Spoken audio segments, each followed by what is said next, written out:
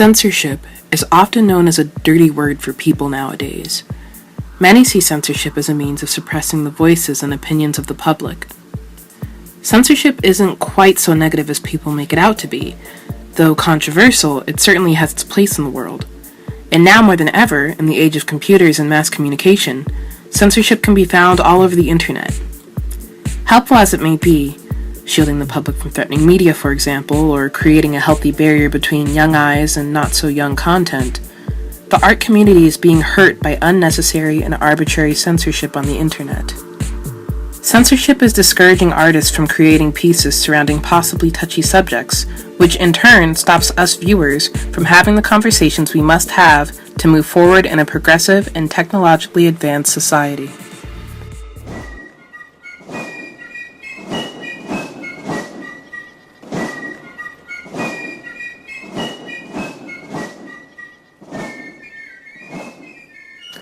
The First Amendment states, "Congress shall make no law respecting an establishment of religion or prohibiting the free exercise thereof, or abridging the freedom of speech or of the press, or the right of the people peaceably to assemble and to petition the government for a redress of grievances." However, some exceptions have been made in the past few decades, specifically in regards to abridging the freedom of speech. According to the article, Controls on Media Content, in Joseph Turo's 5th edition of Media Today, situations that are deemed appropriate for censorship tend to deal with obscenity, education, national security, and/or public safety. To be clear, government censorship does not necessarily deal in the matters of what is primarily socially considered obscene. The censorship that causes uproars in artistic and expressionist media is a matter of local concern and business. And with how easy it is to use censorship as a means to stunt artistic growth on the internet, it is understandable that the matter would rekindle itself.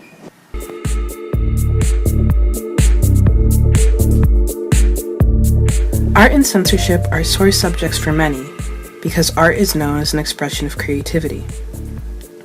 In other words, we are concerned about art because it is art. It is supposed to push the limits of what is okay and what is not. Any and every censored image on the internet is not an affront against art because every image is not considered art. The Merriam-Webster Dictionary defines art as the conscious use of skill and creative imagination, especially in the production of aesthetic objects. This definition, of course, does not extend to content that threatens public safety. But by this definition, art does not need to be altered or botched for the sake of the audience. Art should not be censored unless it causes harm to its audience. Otherwise, the message that the creator worked to convey is meaningless. Not only is censorship bad for the audience and the creator, but it also puts other artists at a disadvantage. The communal aspects of artistry on the web will not flourish if regulations and censors are discouraging others from being innovative and joining the community.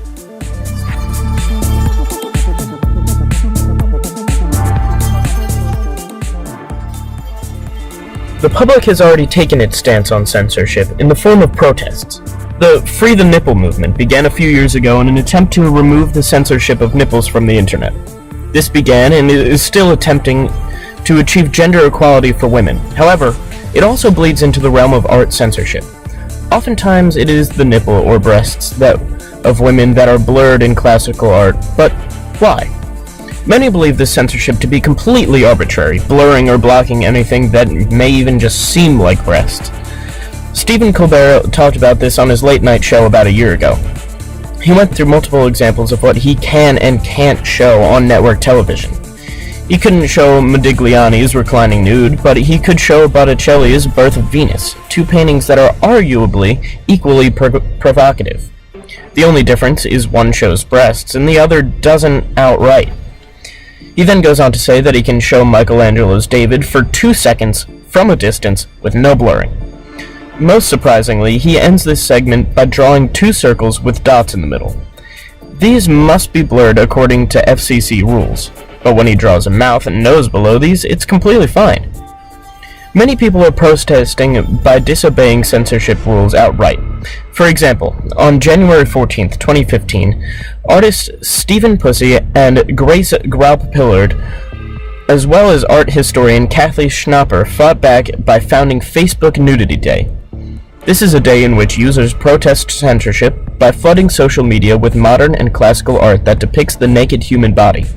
This includes paintings, statues, and photographs. The censorship of photographs is what has many people in an uproar. According to Catherine Brooks of the Huffington Post in her article, yes, the censorship of nude art today is completely arbitrary. Rupi Kaur's period photo, an image depicting a woman on her period, was censored.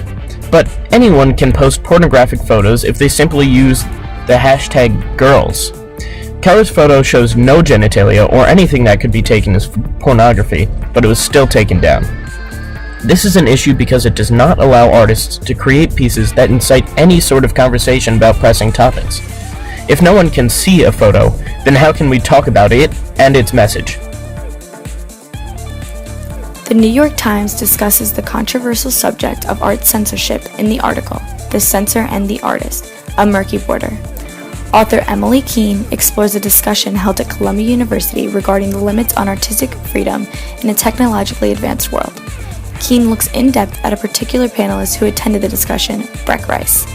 Rice works for Trilogy Studios using a specific software called Movie Mask that censors R-rated movies.